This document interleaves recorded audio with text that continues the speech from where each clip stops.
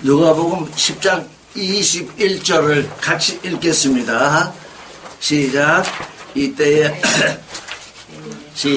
이때에 예수께서 성령으로 기뻐하사 가라사대 천지의 주제이신 아버지여, 이것을 지혜롭고 슬기있는 자들에게 숨기시고 어린 아이들에게는 나타내심을 감사합니다. 여기인데 나타낸다는 게 그냥 나타낸다는 것이 아니고 계시한다는 뜻입니다. 계시.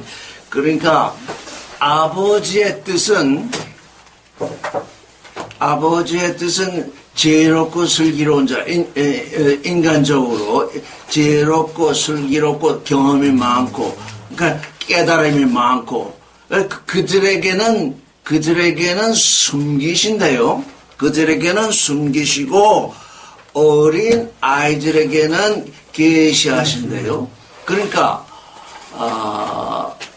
우리가 아무리 많은 공부를 하고 많은 깨달음을 가지고 많은 경험을 하고 했을지라도 그건 인간의 지식일 뿐이기 때문에 거기에는 하나님이 드러나지 아니하고, 도리어 지혜와 지식과 깨달음과 경험과 그런 것이 없는 아이들에게는 계시가 된대요.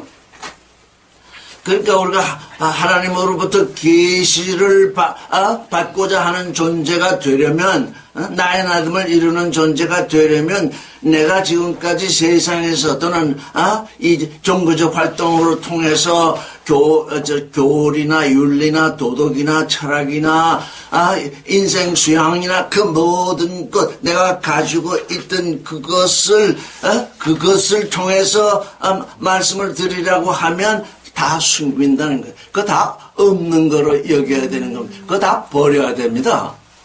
그걸 다 버려야, 그거 다 버린 존재가 되면 어린아이와 같죠. 어린아이에게만 계시가 된답니다. 그러니까 우리의 마음이 어린아이의 마음과 같이 되지 않고서는 하나님이 우리에게 계시될 수가 없어요. 그래서 성령이 하시는 일이 바로 이 얘기를 해요. 거룩한 영이 우리 안에서 지금 하나님을 알게 하시는데 어떻게 하시느냐? 슬기롭고 지혜 있는 사람들은 다 물리친대. 그들에겐 다 감추신대요. 왜? 그들은 말씀을 들어도 그 계시로 듣지 아니하고 또 머리의 지식으로 듣게 되죠. 오늘날 지금 종교 현상이 이렇게 왕성한 건 뭐 때문이냐? 이게 단순히 계시를 하나님의 그 계시를 받지 않냐고 자꾸 지식으로 받기 때문에 종교 현상은 늘어나고 하나님의 아들됨은 아주 지연되고 있는 일이 바로 이 일이죠. 그런데 이 일에 대해서 예수께서는 감사한다 그랬어요. 왜? 육신으로 정된 자잖아요. 지혜롭고 슬기롭고 부자 이런 사람들은 이미 가난한 자보다 훨씬 인생으로서는 앞서 있잖아요.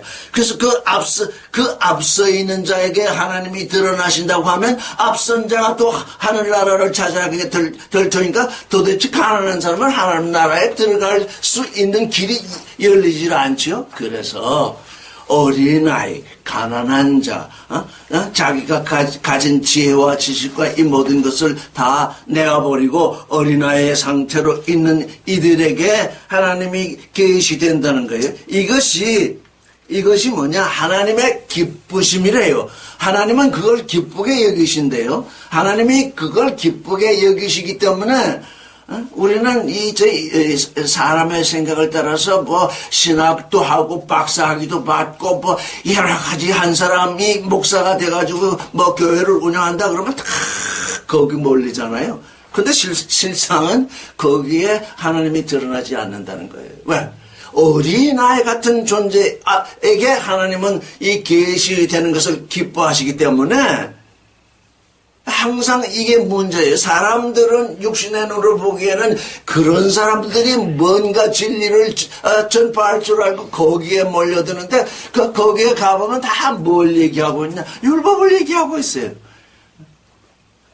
그리스도는 율법의 완성이 되셔가지고 완성하시고 이제 이 어린아이 같은 존재들을 불러서 이제 하나님의 아들이 되게 하시는데 그 지혜로운 그들은 다 뭘 얘기하고 있냐면 율법을 얘기하고 있어요. 율법을 지켜야 된다. 율법은 우리를 죄와 사망 아래 가두는 것이 율법인데, 그들은 죄롭고 슬기롭다고 하면서, 이게 그들의 말을 전하고 있는데 전부 율법을 전하고 있어요. 그 중에 오늘날 가장 두 가지가 크게 부각되고 있는데, 하나는 11조요. 하나는 주일 성수다. 그러잖아요. 저는 여러분 우리가 이제 창세기를 잘 이제 검토해 봤는데 일곱째 날 하나님은 어떻게 하셨죠? 뭘 하셨지? 일곱째 날 쉬셨죠. 근데 그날 쉬시면서 어떻게 하셨죠? 그날에 안식하시고 그날을 축복하시고서 거룩하게 하셨다 그러거든. 하나님은 그 일곱째 날을 안식하시면서 거룩하게 하셨어요. 이제 보세요. 어린아이와 같은 우리에게 하나님이 행하시는 일이 뭐냐. 이제 우리는 지금 하나님의 새 창조 안에 들어와 있어요. 하나님은 첫 창조에서 일곱째 날을 축복하시고 안식하시고 거룩하게 하셨는데 새 창조에서는 뭘 행하시느냐? 뭘 거룩하게 하실까요? 새 창조에서는 우리를 거룩하게 하세요.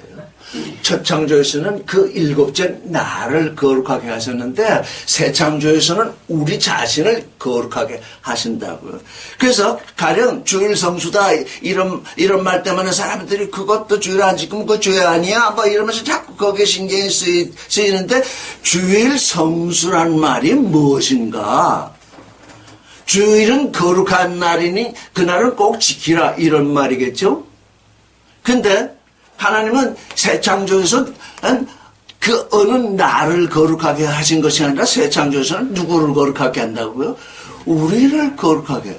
그러니까 하나님은 우리를 거룩하게 하셨으니까 이제 우리는 우리의 삶을 통해서 어느 날을 살든지 우리의 거룩으로 우리의 삶으로 그 날을 어떻게 할 수 있다는 거예요? 거룩하게 할 수 있다는 거예요. 하나님은 그 일곱째 날을 거룩하게 하셨는데 이제 새 창조를 통해서는 뭐냐? 나의 아들도 뭘 할 수 있다?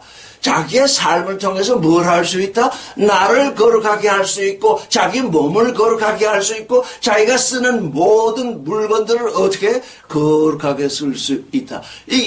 그러니까 하나님은 이 창조를 통해서 그걸 보여주셨으니까 이제 내가 새 창조를 통해서 나의 아들들을 이제 되게 할 터인데 그 나의 아들 된 자들은 다 거룩하게 되어서 그들이 거룩한 나라에 들어가서 거룩하다는 나라에 들어가서 거기에 갇히는 것이 아니라 그들은 이제 그들의 삶을 통해서 그날이 일요일이든 그날이 토요일이든 그날이 목요일이든 그들의 삶을 통해서 그날을 거룩하게 하는 존재다. 그러니까 주일 성수와 이제 하나님의 아들의 삶과는 어때? 정반대죠.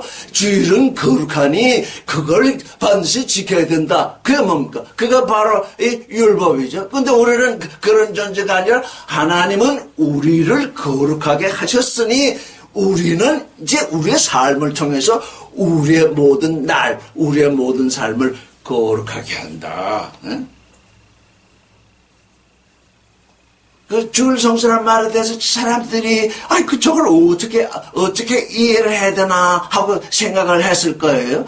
그런데 예수께서 십자가에 못 박혀서 죽으셨다가 살아나셨는데 그날이 안식일 다음날, 요즘 말로 하면 주일인데 주일날 부활하셨잖아요. 그게 뭡니까? 예수의 부활을 통해서 안식일은 유대 법 가운데도 아주 중요한 법 중에 하나잖아요. 다 그 안식일 때문에 다 죽어 있잖아요. 그 죽어 있는 사람들을 위해서 예수께서 십자가에 못 박혀서 죽으셨다가 살아나셔서 어떻게든 그 다음 날을 거룩하게 하셨다는 거예요. 근데 요즘 번에 또 그런 말이 있어요. 안식일을 지키다가 예수로 말미암아 주일날로 변형된 것 아닙니까?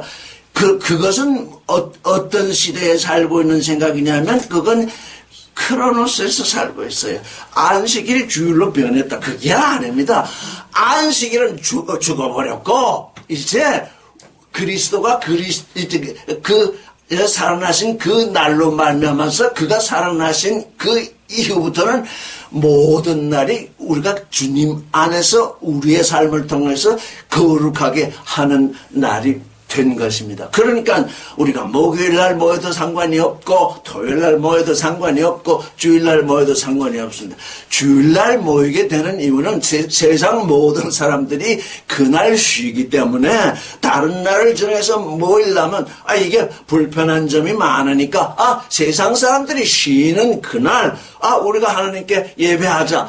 그래서 예배한다면 그렇게 생각한다면 그게 맞아요. 그런데 그날은 거룩한 날이 아닙니다. 그날은 누가 거룩하게 만드느냐 하면 우리가 거룩한 존재가 그날을 거룩되게 하는 것입니다. 그날이 거룩하니까 거기에서 예배해야 된다. 그건 율법입니다. 그러니까 우리는 어느 날 예배하더라도 그 예배하는 그날을 거룩하게 하는 것입니다. 또 11조. 율법의 법으로 11조가 정해져 있으니 지켜야 된다 하면서 그건 법이다 이렇게 얘기한다고 그랬잖아요. 그런데 내 이웃을 내 자신처럼 사랑하라. 내 마음을 다하고 내 혼을 다하고 내 뜻을 다하여 주 너의 하나님을 사랑하고 네 이웃을 내 자신처럼 사랑하라 됐잖아요. 그 11조가 나오게 된 배경은 늘 설명을 했지만 유대인들은 그 레위 사람, 레위 민족, 레위 족속은 전부 그때 전부 성전에서 일하기 때문에 밥을 벌어먹는 일을 못했어요. 그냥 유대 12족속, 11족속이 11조를 내서 그들에게 먹거리를 주지 않으면 그들은 굶어 죽을 거예요. 그래서 11족속이 11조를 내면서 그렇게 그게 이렇게 맞아요. 평등하게 먹거리가 생기는 거예요. 그게 어디서부터 나온 법일까? 내 이웃을 내 자신처럼 사랑하라. 내 이웃이 네가 먹고 사는 것처럼 먹고 살게 해주라. 그래서 11조가 나온 거예요.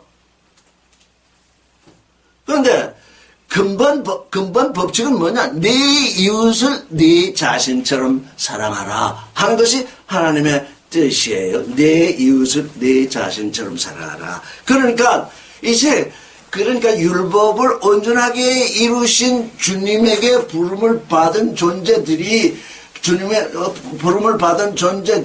계시에 의해서 살지 아니하고 자기 지식에 의해서 자기 깨달음에 의해서 살고 있으니까 11조를 해라.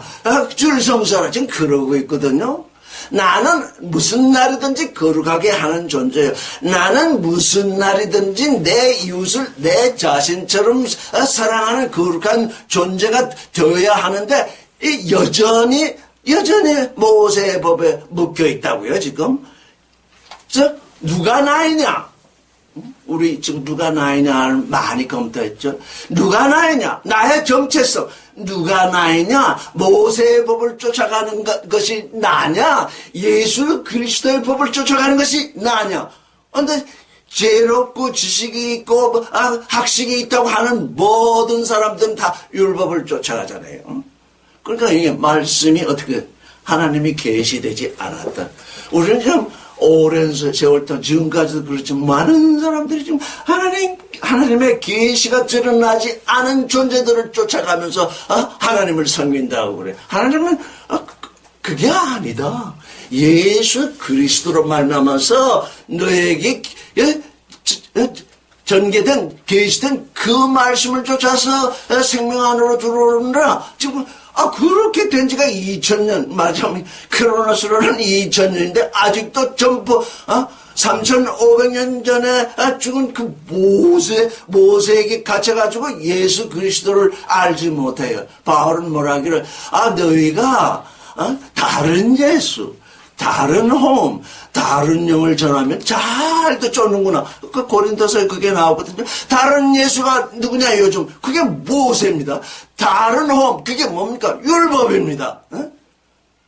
그거 다 지나버렸어요. 왜? 예수 그리스도께서 그걸 온전히 완성하시고 이제는 새로운 영과 생명의 법 속에서 너희는 살라 그러는데 우리 그대로 다 들어가 버렸어요. 지금 이게 교회라는 게 아주 그 맹랑한 단체가 되어 있어요. 그들은 지금 하나님을 섬긴다고 하지만 아주 모세를 하늘 끝까지 높여놓고 지금 있는 거예요. 그들의 하나님은 모세예요. 왜 그렇겠습니까? 그들이 자기들의 지식과 지혜로 이제 사람들을 다뤄야 되니까 돈이 있어야 돼요. 사람을 모아야 돼요. 그 두 가지잖아요. 돈이 있으려니 11조를 내야 되고 사람을 모아야 되니 줄 성수. 이 두 가지가 지금 종교 현상을 지탱하는 뭡니까? 두 가지 기둥이에요. 그게 모세를 쫓아가고 있어요. 우리의 정체성이 뭐냐? 여기 예수께서 성령, 거룩한 영으로 기뻐하시는데 그 영이 우리로 하여금 예수 그리스도를 쫓아가게 하는데 아버지, 천지의 주인이신 아버지, 이것을 지혜롭고 슬기로운 자들에게는 숨기시고 어린아이들에게는 계시하심을 감사합니다. 계시를 받아야 합니다. 말씀이 나가면 그런가? 그게 내가 듣던 바와는 다른데 이렇게 하면 그건 계시를 받는 얘기가 아니에요. 말씀 자신을 증거하는 그 안으로 들어갈 때 우리에게 계시가 열리는 거죠. 이게 이렇게 된 것이 아버지의 기쁨이래요. 육신으로 처음 된 자가 영으로도 처음 될 수 없다는 얘기예요. 학박사가 하나님 앞에 나보다 먼저 갈 줄 알지만 절대 그렇지 않다는 거예요. 어린아이의 마음으로 말씀을 받은 자만이 아버지의 기쁨에 동참하는 것이죠. 22절을 읽겠습니다. 시작. 내 아버지께서 모든 것을 내게 주셨으니 아버지 외에는 아들이 누군지 아는 자가 없고 아들과 또 아들의 소원대로 계시를 받는 자 외에는 아버지가 누군지 아는 자가 없다. 그러니까 우리가 성경을 통해서 하나님 아버지 수만 번, 수십만 번, 수백만 번 부를지라도 뭐가 안 된 자, 아들의 소원대로 계시되지 않은 자는 아버지를 알지 못한다는 거예요. 이건 지식으로 되는 일이 아니고 깨달음으로 되는 일이 아니고 무슨 자기 소원으로 되는 것이 아니라 어린아이의 마음을 갖고 있는 자에게 계시된다는 거예요.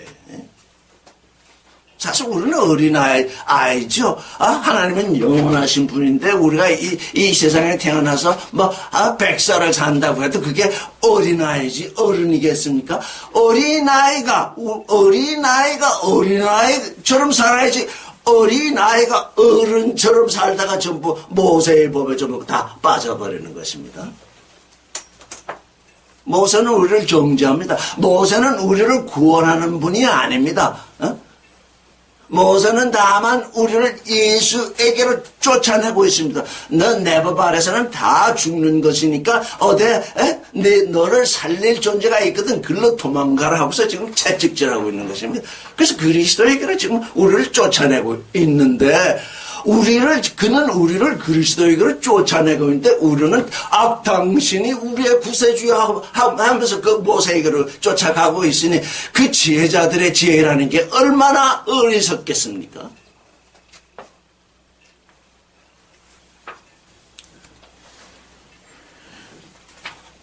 그래서 그러면 계시는 어떻게 받느냐? 그래서 다른 사람 다 소리 듣지 말고 말씀을 읽을 때 말씀이 나를 읽어야지 내가 말씀을 읽는 것이 아니죠. 말씀이 나를 읽도록 하려니까 내가 그 읽은 말씀을 내가 품어야죠. 품고 있는 만치 그 말씀이 내 안에서 드러나기 시작하죠. 이거 세상은 죄로 그걸 깨달으려고 척척척 읽어가면서 이렇게 해봤자 그건 전부 모세에게로 가는 일밖에는 되는 일이 없어요. 23절을 읽겠습니다. 시작. 제자들을 돌아보시며 종용이 이르시되 너희의 본 것을 보는 눈은 복이 있도다. 예.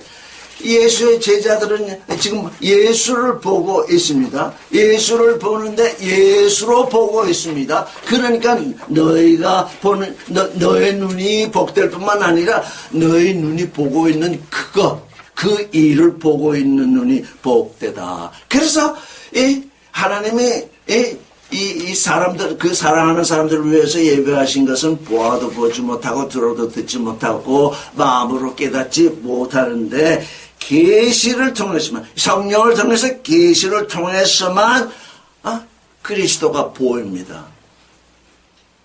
호라오 합니다. 호라오. 그러니까 성경을 그래서 어렸을 때 사람들이 자기 자랑 나는 성경을 600독을 했다 이런 사람들이 있더라고. 정말 얼마나 열심히 성경을 읽었겠습니까? 그런데 600독을 했어도 보아도 보지 못한 거니까 600번을 보았는데 보지 못한 겁니다. 왜? 그 계시가 자기 이 600번을 읽었다는 것은 자기 자랑거리를 삼기 위해서 한 거니까 자기 자랑만 들어야지 그리스도가 계시되지 아니합니다.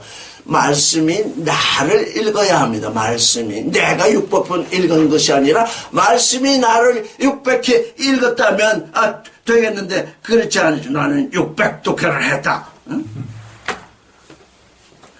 24절 시작. 내가 너에게 말하노니 많은 예언자와 임금이 너희 보는 바를 보고자 했을 때 보지 못하였으며 너희 듣는 바를 듣고자 했을 때 듣지 못하였느니라. 예. 많은 예수 전에 왔던 많은 예언자들도 그 하나님의 아들이 오셔가지고 하시는 그 일을 보고 듣고 싶었지만 아직 그분이 말씀이 육신이 돼서 오시지 않았기 때문에 그 전이기 때문에 보지도 못하고 듣지도 못했다는 것입니다.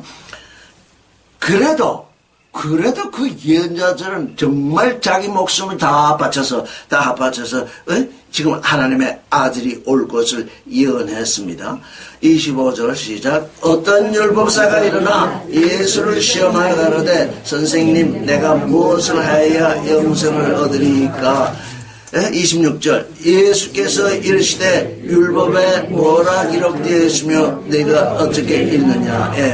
이제 우리는 구약과 신약이 있기 때문에 율법과 호흡이 하나 된 책으로 있어가지고 성경에 무엇이 기록되어 있으며 무엇이 기록되어 있냐 그것부터 알아야 된다. 무엇이 기록되어 있느냐 무엇이 기록되어 있느냐를 알지도 못하면서 어떻게 해석을 하겠습니까?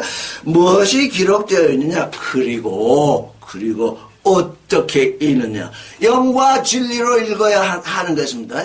그 계시가 되도록 읽어야 하는 것입니다. 나의 정체성 누가 나이냐 이 성경을 읽으면서 모세를 찾아가는 존재가 나이냐 성경을 읽으면서 나를 구원하신 예수 그리스도를 닮아가는 것이 나의 정체성이냐 이걸 분명히 해야 됩니다.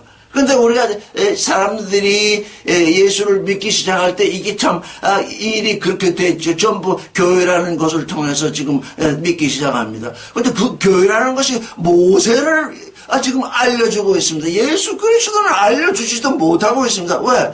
그들은 계시를 받지 못하기 때문에 예수 그리스도가 어떤 분이신지 말로는 얘기할 수 있는데 그 존재적으로 모른다는 것입니다. 그래서 우리는 늘 존재, 나의 나됨이 무엇이냐 하는 걸 늘 생각해야죠. 27절 시작. 대답하여 가로되 네 마음을 다하고 목숨을 다하고 힘을 다하여 뜻을 다하며 주 너의 하나님을 사랑하고 네 이웃을 네 자신처럼 사랑하라 하였나요. 이게 모든 온 인류에게 내려진 하나님의 뜻입니다. 그런데 도대체 영과 진리 안에서 하나님을 향해서 있지 아니하면 이 일을 이룰 수 없기 때문에 다 죄인이 된 것입니다. 내 마음을 다하고 목숨을 다하고 뜻을 다하여 여기 힘을 다하여라고 되어 있는데 이 지금 대개는 지금 마음을 다하고 목숨을 다하고 뜻을 다한다. 그리스도께서 그리스도로 말미암아서 우리 하나님의 형상을 가진 우리 육신 안에 하나님의 아들이 낳아졌습니다. 아주 작은 씨알처럼 씨가 떨어져 있습니다. 그 씨알처럼 떨어져 있는 그 씨알로 말미암아 우리가 하나님의 아들이 되고 그 씨알이 곧 또 하나님입니다. 왜? 하나님의 아들이고 하나님과 하나 될 것이기 때문에 먼저 우리가 사랑해야 할 것은 보이지도 아니하고 이게 도대체 하나님을 사랑한다는 것이 무엇인가? 이게 이제 방황할 수가 있습니다. 근데 우리 안에 말씀으로 떨어진 나, 하나님이 낳아주신 그 나, 속사람 나, 그 어떻게 하라는 겁니까? 마음을 다하고 목숨을 다하고 힘을 다해서 사랑하라는 것입니다.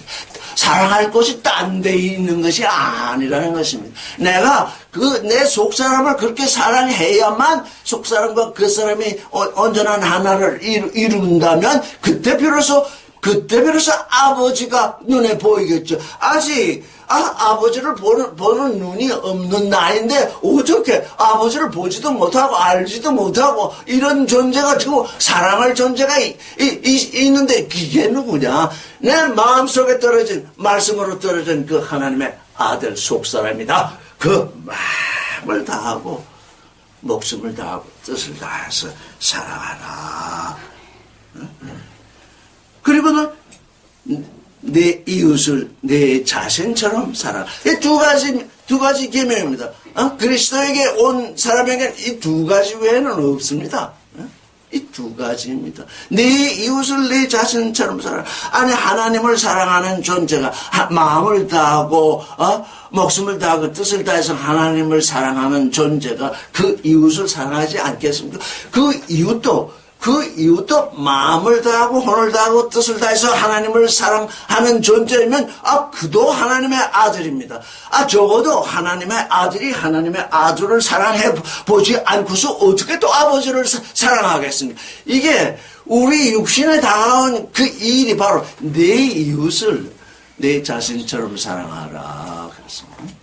자, 내 이웃을 내 자신처럼 사랑하니까 내 마음을 쓰지 않을 수 없습니다. 내 이웃을 사랑하는데 마음 가지 아니하고 사랑하는 법은 없습니다. 내 몸이 가지 않고 사랑하는 법이 없습니다. 내 몸이 가야 내 수고가 들어가고 내 시간이 들어가고 내 물질이 들어가야 내 이웃을 사랑하는 거지. 나는 너를 사랑한다 하고서 내 몸을 아껴버리면 그게 사랑하는 거겠냐? 그건 립 서비스밖에 안 되는 거예요. 입으로 하는 얘기밖에 안 되는 거예요. 내 뜻을 그래서 이게 우리에게 지금 하늘과 땅이 있는데 우리의 마음 하늘에 하나님이 계시고 우리 이 땅에 나의 이웃이 있기 때문에 나의 나됨은 두 가지로 이루어진 거예요. 나는 내 이웃을 사랑하는 참 사람, 하나님을 사랑하는 참 아들. 그래서 나의 나됨은 뭐냐? 하나님의 아들 됨인 동시에 나의 이웃을 사랑하는 존재. 이게 참 사람. 그래서 예수 그리스도는 참 사람인 동시에 참 신이라고 그러잖아요. 예수 그리스도를 닮는 우리도 참 사람인 동시에 참 신이 되도록 지금 그리스도께서 우리를 부르셨죠. 우리에게 영과 진리로 말미암아 우리에게 그 일이 이루어질 수 있도록 우리에게 권세와 권능을 우리에게 주시잖아요. 그렇기 때문에 우리는 그 일을 행할 수 있는 거죠. 28절 읽겠습니다. 시작. 예수께서 이르시되 내 답이 맞다. 이를 행하라. 그리는 살리라 하시니 29절. 이 사람이 자기를 옳게 보이려고 예수께 여짜오되 그러면 내 이웃이 누구입니까? 이렇게 묻죠. 이 사람은 뭡니까? 지금 자기를 옳게 보이려고 합니다. 자기를 의롭게 보이려고 합니다. 자기의 지식을 드러내려고. 지금 이 사람이 하는 얘기는 자기의 지식을 지금 나는 이만치 알고 있습니다 하는 그걸 드러내려고 하는 것이죠.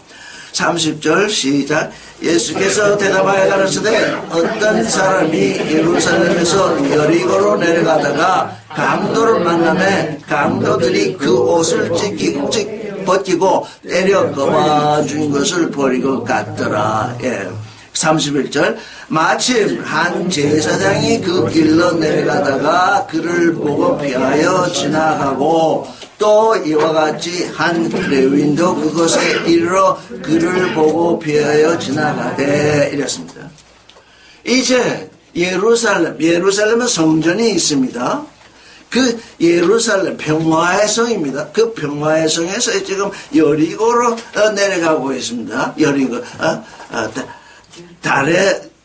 달의 성읍 이런 뜻입니다. 여리고라는 게. 그러니까 광명한 사랑의 빛이 비치던 곳에서 지금 아주 어두운 곳으로 내려간다. 여기 세 사람이 내려가고 있었습니다. 강도를 만난 사람도 내려갔고 제사장도 내려갔고 레위인도 내려갔어요. 그래서 내려갔다는 게 무엇일까? 지금 예루살렘으로 올라가는 존재들이 아니라 그들은 예루살렘에서 내려가는 존재였다.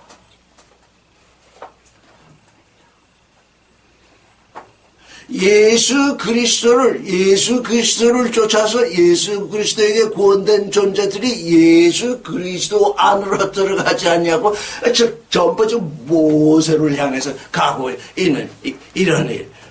참으로 안타깝고 이게 도대체 여기 말씀드려야 왜 사람들이 이렇게 어린아이처럼 하나님의 계시를 영접하지 않냐고 제 마음대로 제 뜻대로 해석해가지고는 이 세상에서 돈 모으고 사람 모으는 그 일에 집착하고 있을까? 아예 예수께 안 왔으면 몰라도 말이죠. 예수께 아는 존재들은 우리가 탓할 필요가 없죠. 그들은 예수와 상관이 없기 때문에. 예수와 상관이 있다는 사람들이 그렇기 때문에 우리가 슬퍼하는 것입니다.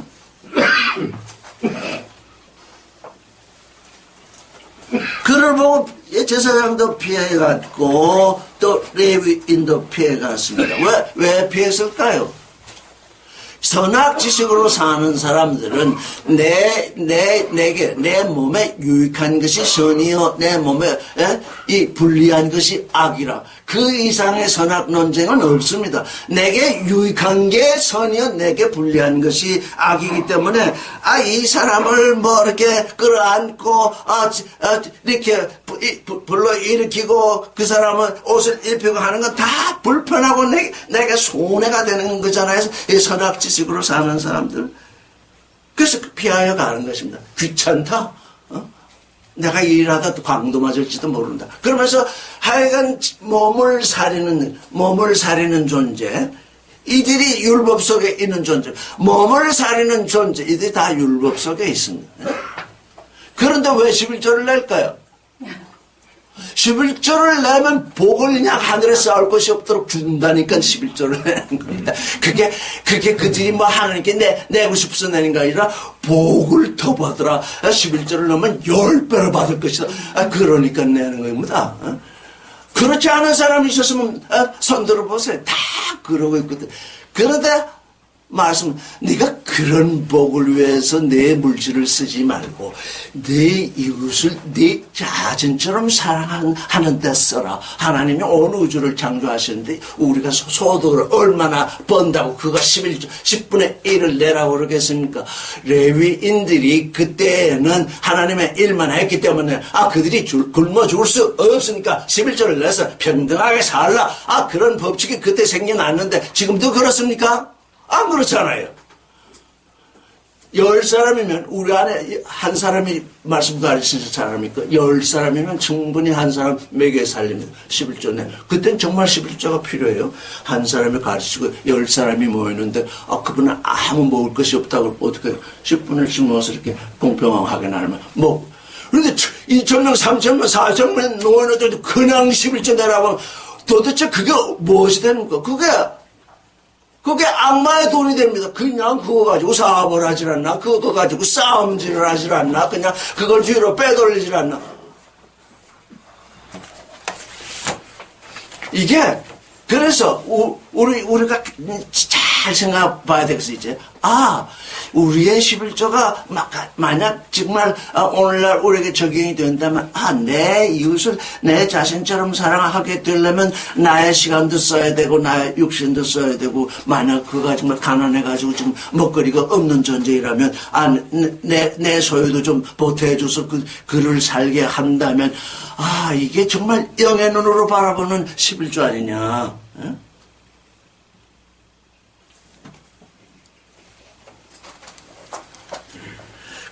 그래서 보고 지나가되 33절 어떤 사마리아인은 여행하는 중 거기 이르러 그를 보고 불쌍히 여겼습니다. 우리 모든 이 모든 육신의 첫사람은 여행자입니다. 하나님은 이 땅 위에 우리를 여행자로 보내셨어. 무슨 여행자? 너희가 나의 형상을 가지고 이 땅에서 여행할 것인데 이 땅에서 여행이 끝날 때까지 나의 모양을 이루라. 내가 나의 모양을 내게 줄 터이니 나의 모양을 이루라. 그 여행을 하도록 보냈습니다. 여기 보니까 사마리아인은 어디서 어디 간다는 얘기가 아니라 여행하는 중이었다. 인생의 여행. 정말하면 사마리아인은 하늘, 즉 본향을 향해서 여행을 하는 그런 존재이기 때문에 그를 보니까 지나가지 않냐고 불쌍히 여겼다. 마음이 동했다.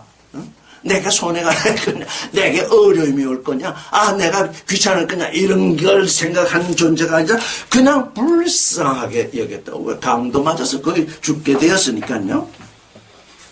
34절 시작. 가까이 가서 기름과 포도주를 그 상처에 붓고 싸매고 자기 짐승에 태워 주막으로 데려가서 돌봐주고. 네 이웃을 내 자신처럼 사랑하라. 한 말씀이 있는데 가까이가 불쌍히 여겨서, 그래서 가까이 다가가서 기름과 포도주, 우리가 이 기름과 포도주를 또 다른 의미로 해석한다면은 하나님, 기름은 성령일 것이요 포도주는 예수의 피겠죠.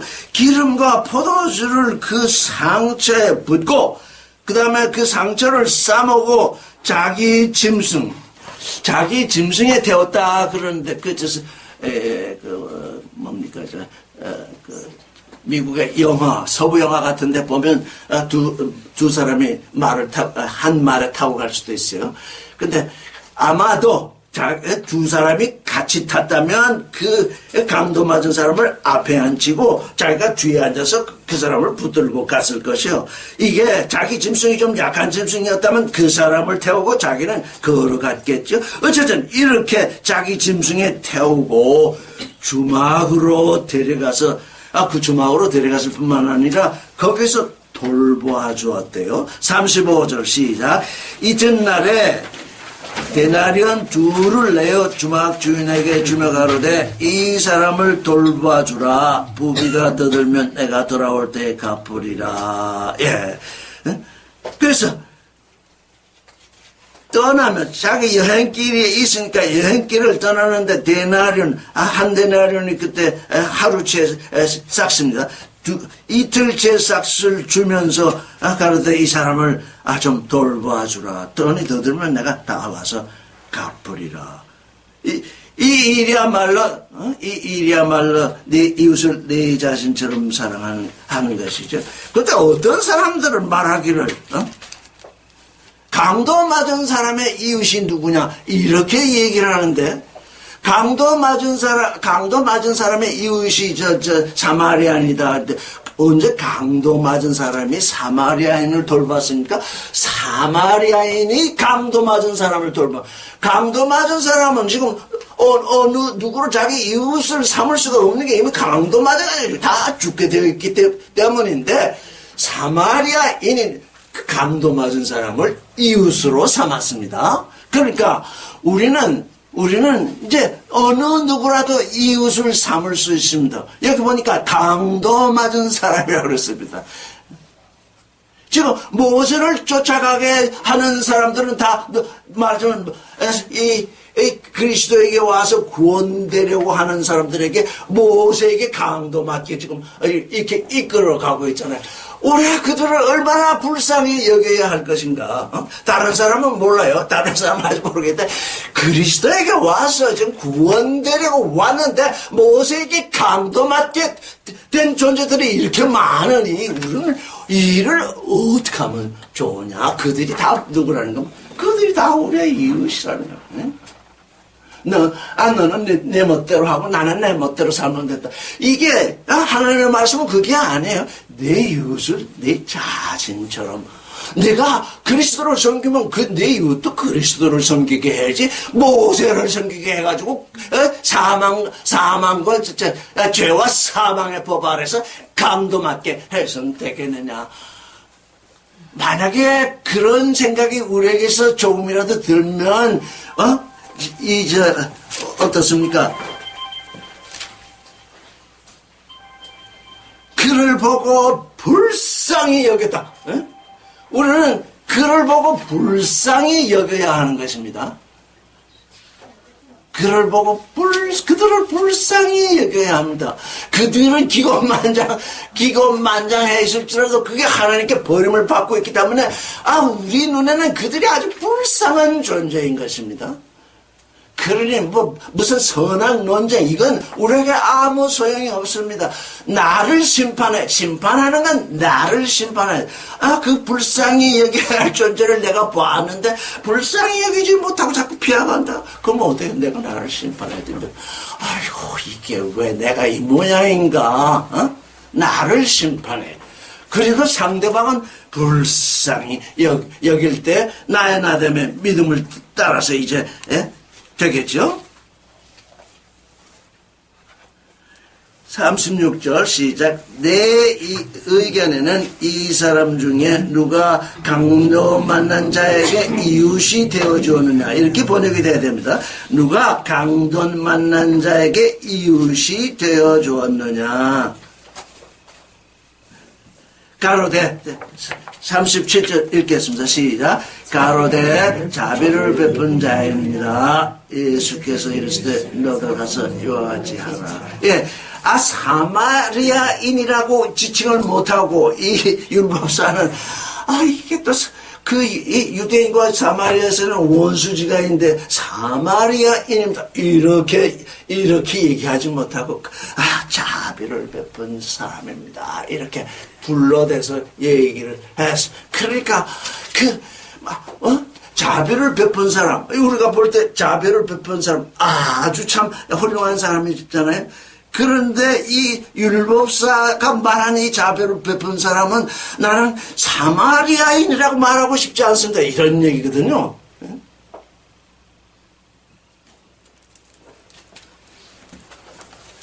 38절 읽겠습니다. 시작. 저희가 길 갈 때에 예수께서 한 촌에 들어가시매 마르다라 이름하는 한 여자가 자기 집으로 영접하더라. 그에게 39절 그에게 마리아라 하는 동생이 있어 주의 발 아래 앉아 그의 말씀을 듣더니 40절 마리아는 준비하는 일이 많아 마음이 분주한지라 예수께 나아가 가로되 주여 내 동생이 나 혼자 일하게 두는 것을 생각지 아니하시나이까 저를 명하사 나를 도우라 하소서.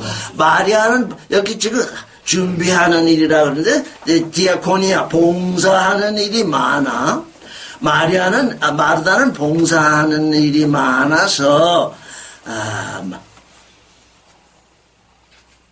어떻게 됐다는 겁니까? 마음이 봉사는 마음이 분주하고 이렇게 가만히 마음이 분주하고 했어요.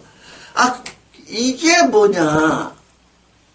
계속 읽은 다 얘기하겠습니다. 그래서 저를 명하사 나를 도와주러 하소서 41절씩 해서 읽겠습니다. 주께서 대답하여 가라사대 마르다야 네가 많은 일로 염려하고 분주하나 그러나 몇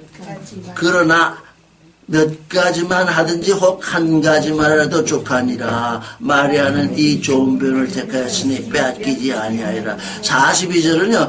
그러나 필요한 것은 오직 한 가지니라. 이렇게 번역이 돼야 되는데 성경에 좀 이렇게 다른 말도 섞여가지고 필요한 것은 단 한 가지다. 지금 이제 우리도 이렇게 말씀을 들으러 옵니다. 말씀을 듣기 전, 또 말씀을 들은 후, 그 후에는 무슨 일을, 서로 교제를 하든, 또 서로 무슨 말을 하든, 그건 상관이 없어요. 근데 여기 보니까 말씀을 듣는 그 시간, 마르다는 말씀을 듣는 그 시간에 그냥 봉사에 그냥 마음이 가가지고서 아마 예수의 12제자들도 함께 갔었으니까 그 예수님과 12제자에게 먹거리를 준비하려면 마르다 혼자 준비하기에 매우 분주했을 것이 틀림없어요. 그래서 마리아는 그 봉사하는 일에 분주해가지고 지금 예수의 말씀을 듣지 못하고 있습니다. 그런데 마리아는 어떠냐? 예수님의 발 아래 앉아가지고 그 말씀을 잘 듣고 있습니다.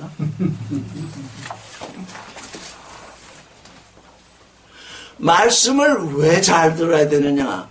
말씀으로 만나면 내가 하나님의 아들이 되는 것이니까 마리아가 선택한 그 일, 마르다가 보기에는 이거 열두 제자도 와 있고 주님도 와 있으니까 좋은 것으로 대접을 해야지. 그러면서 분주하게 지금 하고 있는데 마리아는 손톱 까딱 안 하고 딱 예수의 말씀을 듣고 있습니다.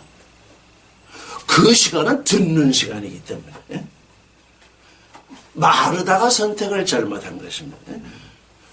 듣기 전과 들은 후는 어떤 일을 해도 되는데 말씀을 듣는 그 순간 그 순간은 말씀을 들어야지 다른 거 하면 이미 마르다는 잘못 선택한 것입니다. 근데 자기가 잘못 선택해놓고 하는 말이 예수께 나와서 내 동생이 나 혼자 일하게 두는 것을 생각하지 아니하십니까?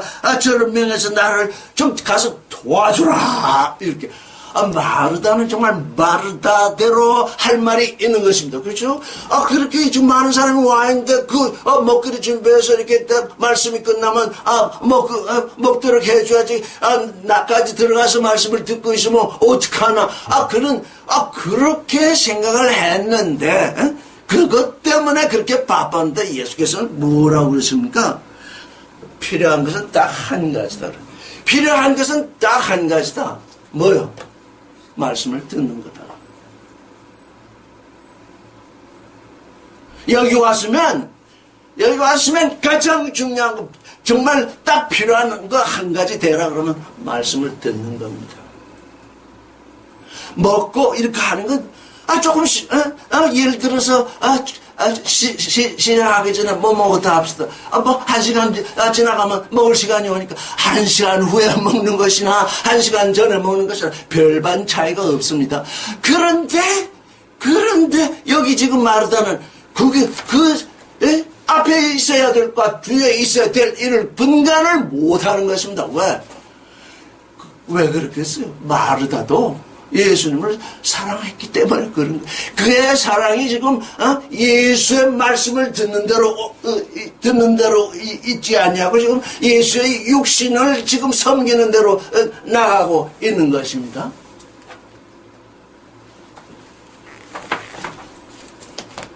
말씀이 육신이 되어야만 우리 안에 말씀이 우리 안에 떨어져서 속사람이 자라나야만 하나님의 아들이 되니까 하나님의 아들이 오셔서 하실 일이 뭐냐? 음식을 잡수시는 것이냐? 아니다. 나는 하나님의 말씀을 전하는 것이니까 너희는 들어야 된다는 것입니다. 그 이후에 먹고 마시는 것은 그 이후에 얼마든지 할 수 있는 것입니다.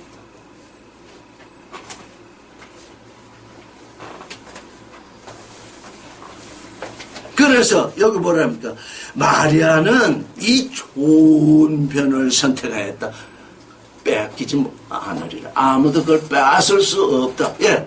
말씀을 중히 여기는 존재, 말씀을 귀하게 여기는 존재의 그 권세는 아무도 빼앗을 수 없습니다. 우리가 아는 집에 가서도 이 말씀을 틀어놓고 듣고 뭐 하시는 분들이 계신데 제가 듣기로는 아무도 그 권세를 뺏지 못하고 있습니다. 아무리 험악한 존재가 주위에 살고 같이 살고 있을지라도 말씀을 듣는 권세는 빼앗길 수가 없습니다. 여러분 누가 그걸 빼앗으려고 그러면 빼앗기지 마십시오. 뭐 때문에 이거 해야 되냐 이거 해야지 되냐 그거 이제 그러면 그거 원하면 내일부터는 내가 이 말씀을 듣기 전에 그거 다 해결해주고 이 말씀을 들으니까 상관하지 마라. 아니면 나중에 할 수 있으면 그거 내가 다 해줄 테니까 내가 이 말씀을 지금 듣고 있는 순간 이 말씀을 보고 있는 순간 나를 괴롭히지 마라. 왜? 이건 나의 권세다. 이건 나의 권세다. 근데 마리아는 동생이잖아요.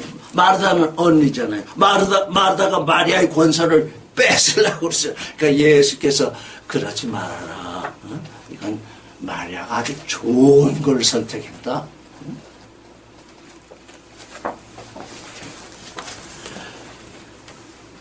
11장 1절 시작. 예수께서 한 곳에서 기도하시고 마치심에 제자 중 하나가 여쭤되 주여 요한이 자기 제자들에게 기도를 가르쳐 주신 것 같이 우리도 가르쳐 주옵소서 이렇게 요청을 하죠. 참 이 제자는 참으로 좋은 것을 요청했죠. 참으로 좋은 것을 요청했죠. 어떻게 기도를 해야 되는가? 우리에게도 기도하는 법을 가르쳐 주십시오. 요한이 자기 제자들에게 기도하는 법을 가르쳐 줬다고 그러는데 우리에게도 가르쳐 주옵소서 이렇게 했더니 지금 누가복음에 나와 있는 주님의 기도는 조금 너무 간략화되어 있기 때문에 어디를 봐야 되느냐 하면 마태복음 6장 9절부터 읽겠습니다. 마태복음 6장 9절. 그러므로 너희는 이렇게 기도하라. 하늘에 계신 우리 아버지 이름이 거룩히 여김을 받으시오며 이렇게 번역이 되어 있는데 하늘에 계신이 아니라 하늘들에 계신 우리 아버지 이렇게 돼야 돼.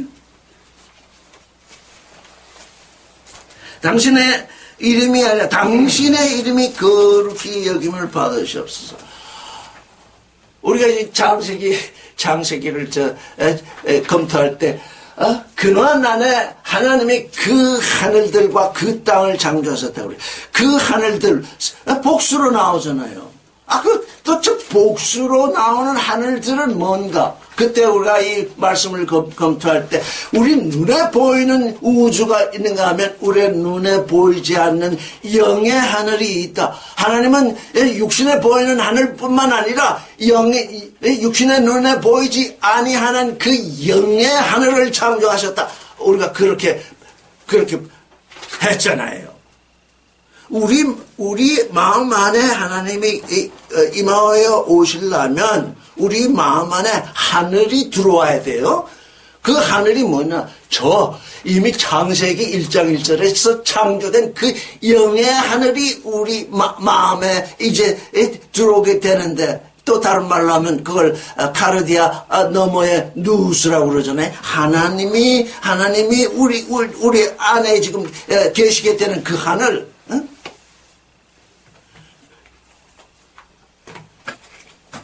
그 하늘들.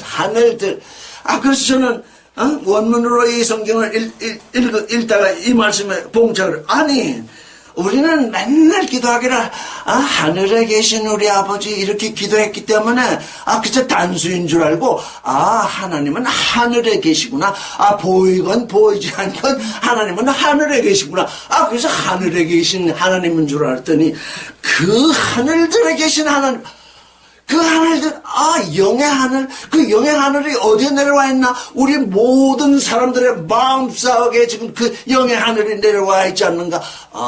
이거, 우리 마음 하늘들에 계신 그 아버지 하나님을 말하는구나. 그렇게 알게 되었어. 이거 지식자들은 이걸 몰라요. 왜? 맨날 하늘에 계신 우리 아버지 이렇게. 그러니까 하늘에 딱 하늘에 있어 딱 정해져 있으니까 그 하늘에 아버지 하나님, 아들 하나님, 성령 하나님, 삼위일체 딱 만들어가지고 거기다가 딱 가둬놓고는 중도에 교황이든지 무슨 목사든지 그게 중보자가 스스로 중보자가 돼가지고는 하나님을 바라보지도 못하게 해요. 여기 하늘들에 계신 우리 아버지, 내 마음 하늘에 와 계신 우리 아버지, 그렇게 모든 사람들 지금 마음 하늘에 아버지가 계시다는 얘기예요. 당신의 이름이 그냥 이름이 아니라 당신의 그 이름이 거룩히 여김을 받으시옵소서. 거룩되어지옵소서. 하나님의 이름이 거룩하지 않은 적이 없는데 누구에게서 거룩하게 하게 되지 않았냐면 죄인들에게서 거룩하게 되지 않는 거예요. 그 하나님의 이름이 거룩되게 여겨졌으면 그들이 죄인일 리가 없다고요. 우리 예수 그리스도를 믿은 우리도 지금 아직 하나님의 뜻은 이것이니 너희의 거룩이라 바울이 그렇게 얘기했듯이 지금 여기 알파 처음 하나님의 이름이 거룩히 여김을 받는 존재, 그 존재가 내가 되게 하시옵소서, 그런 얘기라고요. 당신의 이름이 우리 안에서 아들들의 이름이잖아. 하늘들에 계신 우리 아버지라고 그랬잖아. 예수 그리스도를 믿는 존재는 예수 그리스도의 형제들이니까 기도조차 지금 하늘들에 계신 우리 아버지 이렇게 기도하라고 그랬어요. 우리는 하나님의 아들들이다. 지금 아들들이라고 지칭은 받긴 하되 그 실존을 이루지 못하고 있으니까, 나의 나됨을 이루지 못하고 있으니까 어떻게 하면 하나님의 아들의 실존을 이루게 되겠느냐. 제일 먼저 하늘들에 계신 우리 모든 사람들의 마음 가운데 계신 그 당신 아버지의 이름이 우리들 안에서 거룩히 여김을 받도록 되옵소서. 우리로 하여금 거룩한 존재가 되도록 해 주시옵소서. 좀 이 기도거든. 우리로 하여금 거룩되게 하게 하옵소서. 사람들은 예수님의 이 기도가 너무 짧아서, 그 기도가 너무 짧아서 뭐 할 게 뭐 있든가? 딱 또 그런 사람들이 있어요. 이 거룩이라는 제목 하나만 가지고도 얼마나 기도할 수 있는데, 그 기도가 너무 짧아. 예수께서 그랬잖아요. 너희는 중언부언하지 말라. 내가 말을 많이 해야 하나님이 들으실 것 같으냐? 아니다. 아주 하나님이 들으실 기도를 해야 된다. 하늘들에 계신 우리 아버지, 당신의 이름이 거룩히 여기시오. 그 70인을 따로 보내가지고 귀신들이 우리에게 복종합니다 그랬더니 그 앞에 저서 대전에 뭐라 그럽니까? 귀신들이 내게 복종하는 거를 기뻐하지 말고 너의 이름들이 그 하늘들에 기록된 것으로 기뻐하라. 여기 같은 하늘들이 너 70인 하늘 이미 하나님이 다 계신다. 그거 너의 이름이 거기에 기록된 것을 기뻐하라. 그 다음에 뭡니까? 당신의 나라가 임하옵시고, 당신의 나라가 임하옵시고. 나라가 임하려면 하늘이 있고 땅이 있고 백성이 있고 거기에 먹거리가 있고 다 있어야 되잖아요. 당신의 나라가 임하게 하옵소서. 당신의 나라가 우리에게 오시옵소서. 당신의 나라를 이마옵시고. 이미 성령의 역사가 났을 때 이미 하나님의 나라가 너에게 임하여 왔다 그러잖아요. 하나님의 나라가 우리에게 임하여 왔습니다. 어느 때에 아버지의 이름이 거룩히 여김을 받으시옵소서 하고 기도하는 존재는 나라가 임하옵소서, 당신의 나라가 임하옵소서 하고 그렇게 기도할 수 있습니다. 아버지의 이름이 그렇게 여김을 받게 하달라는 기도도 하지 않는데 당신의 나라가 임하옵소서 이렇게 기도 못합니다. 절대 할 수 없습니다. 물론 여기 기록되어 있으니까 중얼중얼 할 수는 있죠. 중얼중얼 한다고 해서 그 계시가 드러나는 것이 아닙니다. 그저 문자로 외우는 것뿐이지. 또 어떻게 되겠습니까? 없이고 당신의 뜻이 이게 당신의 뜻. 왜 이렇게 다 그냥 당신 또는 아버지 이렇게 넣어야 되는데 이렇게 간략하게 번역해 놓으니까 나라에 임하옵시고 이렇게 번역을 하니까 그게 무슨 나라죠? 이렇게 질문하면 대답을 못해요. 왜? 누구의 나라인지 모르기 때문에. 이게 정말 성경 번역하는 게 이렇게 어려워요. 당신의 나라, 아버지의 나라. 그게 임하옵소서 이렇게 번역이 되어 있다면 그 아버지의 나라입니다. 나라에 임하옵시면 이렇게 누구 나라지? 어떤 나라? 이렇게 하면 갑자기 막혀버려요. 왜? 생각해 본 적이 없기 때문에. 당신의 뜻이 하늘에서와 같이 땅에서도 이루어지이다. 우리 마음 하늘에 아버지가 와 계시면 어떻다는 겁니까? 하늘에서는 이미 아버지의 뜻이 이루어졌다는 것입니다. 우리 마음 하늘에 아버지가 와 계시면 이미 하나님의 뜻은 이루어졌는데 어디에? 우리 육신 땅. 우리 육신에는 아직 이루어지지 않고 있다. 지금 하늘과 땅. 하늘은 영이요 땅은 육이잖아요. 하늘은 우리의 속사람이요 땅은 우리의 겉사람이잖아요. 우리의 속사람 안에서 하나님의 뜻이 이루어지는 것 같이 우리 겉사람에게도 이루어지게 하시옵소서. 지금 둘이 다 하나 되게 해달라는 얘기예요. 내가 늘 얘기했지만 구원되는 건 영이 육은 아무래도 좋다. 그런 사람은 이런 기도를 알지도 못해요. 왜? 뜻이 내 마음 하늘에서 이루어진 것 같이 내 육신에도 이루어지게 하시옵소서. 이런 기도를 들을 수가 없다고요. 그렇게 이분법으로 생각하는 존재들은.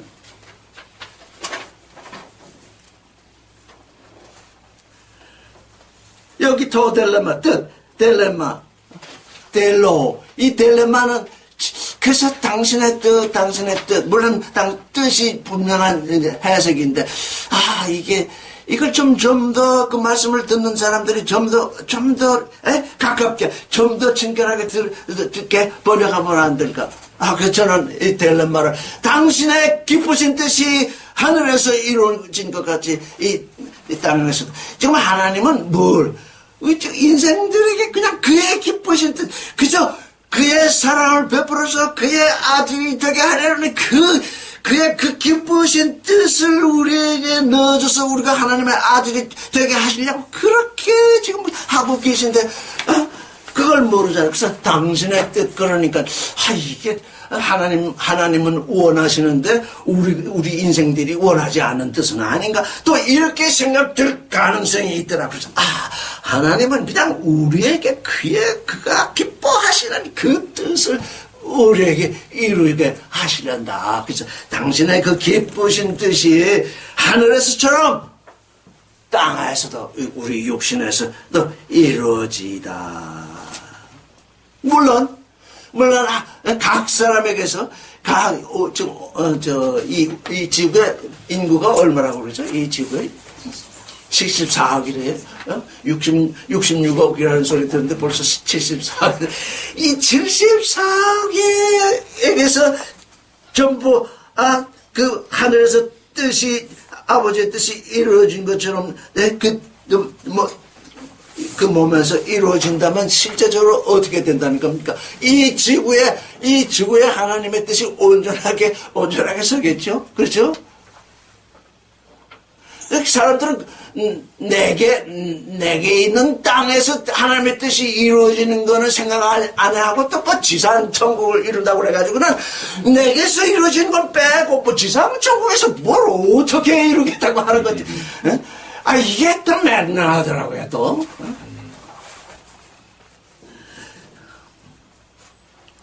자, 오늘날 우리에게 일용할 양식을 줍시고, 일용할 양식이라고 번역된 그 양식은 뭐냐면, 톤, 아루톤, 헤먼, 천, 에피우시온. 이게 참으로 번역되기 어려운 말씀이죠.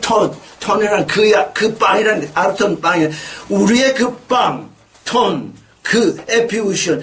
에피우시온이 뭘까? 여기 번역들은 전부 데일리 매일 우리가 먹는 양식을 주옵시고 그래가지고 이 성경을 해석한다는 사람들이 우리 주님은 우리의 육신의 양식도 내버려지지 아니하시고 이렇게 구하게 하셨다. 뭐 아주 그럴듯하게 또 사람의 설명을 들을 때 그 나라와 그 의를 구하라. 그러면 그 외의 것은 다 더해 주신다. 그 나라와 그 의를 구하라. 그래서 구할 것은 일용할 우리가 번역되어 있는 일용할 그 양식을 구하는 것이 아니라 그 나라와 그 의를 구하면 내가 먹고 사는 건 다 보태 주신다. 그런데 그걸 구하라고 했을까요? 에피우시온. 그래서 에피우시온의 동사는 에피에임입니다. 에피에임은 다가와 있다. 다가와 있다는 뜻입니다.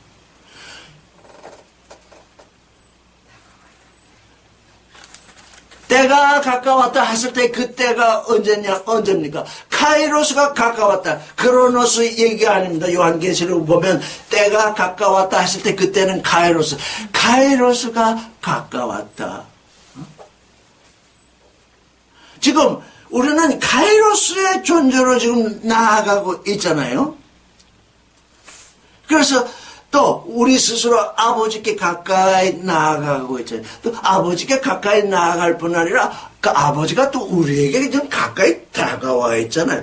자, 그러니 우리에게 가까이 다가와 있는 그 양식, 나의 나됨의 양식, 나의 존재의 양식, 응? 그걸 구해야 그 나라와 그 의를 구하는 거지.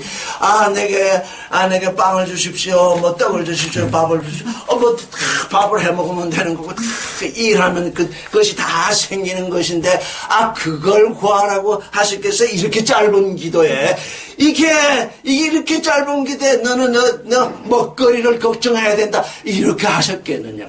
우리에게 지금 다 와 있어요, 양식이. 응? 어떤 양식? 우리가 지금 그리스도 안에서 믿음이 이렇게 성장하고 있는데, 내가 지금 내 믿음으로 바라고 지금 나아가고 있는 내게 마침 내 믿음에 맞는, 왜? 내 믿음에 너무 넘친 양식이 오면 그거 먹어도 또 소화불량 돼서 먹을 수가 없어요. 내가 지금 당신께 가까이 다가와 있는데 거기에 알맞는 양식을 내게 주셔서 내가 그걸 먹고 점점 성장하게 해 주십시오. 내게 다가와 있는 나의 존재의 양식. 오늘 달라고 그랬어요. 오늘 매일 먹으라는 얘기예요. 매일. 그래서 우리가 지금 일주일에 2번 먹는데 목요일만 양식 먹고 일요일만 양식 먹고 그 다음 날들은 안 먹고 지내는지 내가 그건 어떻게 돼? 스스로 먹어야 돼요.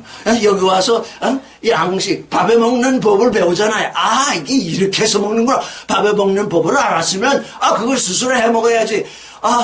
우리는 목요일만 먹고 일요일만 먹고 다른 날은 안 먹는다. 이럴 수가 없잖아요. 오늘날 우리에게 양식을 주옵시고 빵을 주옵시고 우리가 우리에게 죄 지은 자를 사하여 준 것 같이 우리 죄를 사하여 주옵시고 이게 아주 중요하죠. 우리가 예수 믿기 전에는 하나님의 아들이라 지칭되지도 않았고 하나님의 아들도 아니었어요. 지금 여기 누가 기도합니까? 하나님을 아버지라고 부르는 하나님의 아들들이 기도하는 기도예요. 그래서 우리 아들들이 우리에게 죄진 자를 사하여 준 것 같이 우리 죄를 사하여 주옵시고. 그러니까 뭡니까? 하나님의 아들들이 되었으면 이제는 우리가 알고 지은 죄 모르고 지은 죄 사하여 주옵소서, 이런 기도를 하는 존재가 아니라는 거예요. 하나님의 아들로 이제 하나님의 아들로 내가 누가 나냐? 내가 하나님의 아들이냐 아니면 하나님의 아들이 아니냐가 문제가 되는 거예요. 내가 하나님의 아들이다라고 하는 인식이 생겼으면 이제 어떤 기도를 드려야 되느냐. 내게 죄 지은 자를 사하여 주고, 또 내가 지은 죄가 있으면 아버지께 죄사함을 받는 죄사함의 권세자로 사는 거예요. 예수 그리스도에게 옮겨왔는데도 아직 세상에서 예수 그리스도 믿기 전에 지은 죄처럼 계속 알고 지은 죄 모르고 지은 죄 용서해 주십시오. 그건 긍휼의 나라. 죄사함을 형제의 죄를 사하고 또 내가 하나님께 나의 죄를 죄사함 받는 그런 긍휼의 나라에 온 존재의 기도가 아닌 것입니다. 이제는 누가 나이냐? 나는 죄를 사하는 권세자다. 근데 여전히 그리스도께 죄사함을 받았다고는 하지만 딱 내게로 오면 이게 죄를 사줄 수 없는 게 나라고요. 그래서 너희가 그러지 않느냐 지금. 너희 형편을 내가 잘 안다. 그러니 내가 이 기도를 가르쳐준다. 너희 형편이 내게 죄진 죄를 사해주지 못하는 그런 엉졸한 마음을 갖고 있는 걸 내가 다 알기 때문에 이 기도를 너희에게 가르쳐준다. 네, 우리가 우리에게 죄진 죄를 사해준 것 같이 우리 죄를 사해주옵소서. 시간 지났어. 이제 우리는 옹졸한 존재가 아닙니다. 이 하나님의 은혜 속에서 바다 같은 은혜 속에서 지내고 있으니까 하나님의 은혜 속에 다 맡기면 그것이 다 해결이 되는데 내 옹졸한 가슴 속에 그걸 품고 그냥 품고 있으면 내게 좋으냐면 그냥 스트레스가 생기고 그냥 마음에 병이 생겨가지고 그냥 나도 모르게 병자가 돼버려요. 분명히 그러거든요, 이게. 사서 주시고, 그 다음에, 우리를 시험에 빠져들게 마옵시고, 다만하게 수고하옵소서. 시험에 빠져든다. 이게 마지막, 예수님의 기도의 마지막. 나는 이 예수님의 기도를 늘 상호하면서, 왜? 시험에 빠져들게 말게 하옵소서라고 하는 기도가 왜 제일 마지막에 나왔나? 이게 도대체 무엇인가 하고 늘 묵상하다가 너희는 선악지식으로 그냥 꽉 차가지고 그걸 드러낼 때마다 심판하고 있지만 여전히 선악지식 속에서 그냥 헤매고 있다. 그러니 선악지식으로 살게 되면 어떠냐? 내가 너를 어떻게 해줬는데, 내가 너를 얼마나 도와줬는데, 내가 너를 어떻게 했는데, 이런 것에 빠져들게 되죠. 또 하나님께서 내게 나라와 권세와 영광을 내게 내가 되어 있는 만치, 우리가 되어 있는 만치 이상을 하나님을 알지 못합니다. 그러니까 우리가 자라나야 돼요. 그것만은 명심해야 돼. 내가 되어 있는 나만큼 하나님을 알게 돼 있지 나 이상으로 아는 존재는 아무도 없어요. 그런데 그 선악 지식을 쫓아가지고 하나님이 그래도 불쌍히 여기셔서 은혜도 주시고 나라도 주시고 영광도 주셨더니 이거 내게 온 게 이렇게 많네. 그러고서 요거 내 거네. 이렇게 딱 움켜진다고요. 그 모형이 솔로몬이에요. 하나님이 나라도 주셨고 권세도 주셨고 영광도 주셨더니 그냥 하나님을 그냥 성전에다 유표시켜 놓고 그냥 자기 혼자서 딱 들어줘. 요건 내 거다. 그럴 때 하나님으로부터 어떻게 돼? 요건 내 거다 할 때 그걸 소유로 옮겨줄 때 하나님과 분리되잖아요. 하나님과 분리되는 그것이 시험에 빠지는 일이에요. 하나님과 항상 연결되어 있어야 되는데 하나님과 분리되는 거. 우리 그런 일 많이 보죠. 뭐, 오랜, 30년이고 40년이고, 예를 들어서 큰 건물을 주고 많은 사람들을 교회 모으고서 그냥 하나님의 은혜다 그러면서 전하다가 하도 돈이 많이 생기니까 그거 가지고 그냥 세상 일하고 하다 보니까 그냥 부정이 생기고 돈 빼돌리고 하다 보니까 사람들이, 그거 그렇게 해서는 되겠습니까? 그랬더니, 야, 내가 눈물을 흘리면서 피를 흘리면서 이 일을 할 때 너희는 어디 있었기 때문에 나에게 이런 얘기를 하냐? 그런 얘기를 하잖아. 그게 뭐야? 제 것이라는 거예요. 제 것이라고 했기 때문에 그는 하나님에게서 떨어져 나갔어. 그 사람이 무슨 좋은 얘기를 해도 또 그런 사람들한테 또 쫓아다니더라고요. 요즘 신문에 대문짝만하게 나가지고선 아이고. 그러니 자, 이 존재됨이 우리에게서 일어나야 되는데 시험에 빠져들게 마옵시고, 시험에 빠져들면 어떻게? 악을 움켜쥐고. 선악인데 사람들이 움켜쥐는 게 악이겠습니까? 그 선이라고 움켜쥐는 그것이 악보다도 더 악한 하나님 앞에서 악이 되어 있는 거예요. 왜? 내가 하나님 앞에서 선하다고 주장을 했으니 하나님 앞에서 내가 선합니다 이렇게 주장하고 있으니 그게 하나님이 받아들이시겠어요? 참. 그래서 그렇게 악에 빠져드는 것. 근데 요즘 새로 나온 성경들은 악한 자에게서 구원하옵소서. 아닙니다. 악한 자에게서 구원이 되든 악에서 구원이 되든 전부 그건 내가 빠져든 시험이기 때문에 나의 악입니다. 선악 지식으로 산 나 때문에 모든 시험은 지금 나의 선악 지식으로부터 나의 욕심으로부터 생겨나오거든요. 근데 은혜롭게도 하나님도 간혹 시험을 하시는데, 아브라함을 보면 알 수 있어요. 그 시험은 은혜 중에 은혜예요. 근데 딱 닥치게 되면 그 시험처럼 더 어려운 게 없어요. 아들을 그냥 번제로 드리라. 이야, 이거 하나님이 이런 명령을 내릴 수 있나? 아브라함이 그런 생각을 했었는지 안 했었는지 모르겠는데, 다들 그런 식으로 되면 하나님이 이런 시험을 내게 내릴 수 있나? 이러는데 벌써 그게 선악지식이거든요. 왜? 하나님은 그 시험을 통해서 아브라함이 뭐가 되게 하시냐? 믿음의 조상이 되게 하시려고 그 시험을 내리신 거거든요. 네가 도대체 죽은 자를 살리고 없는 것을 있는 것처럼 부르시는 그 하나님을 믿는 존재인지 아닌지 누가 알겠느냐? 누가 알겠습니까?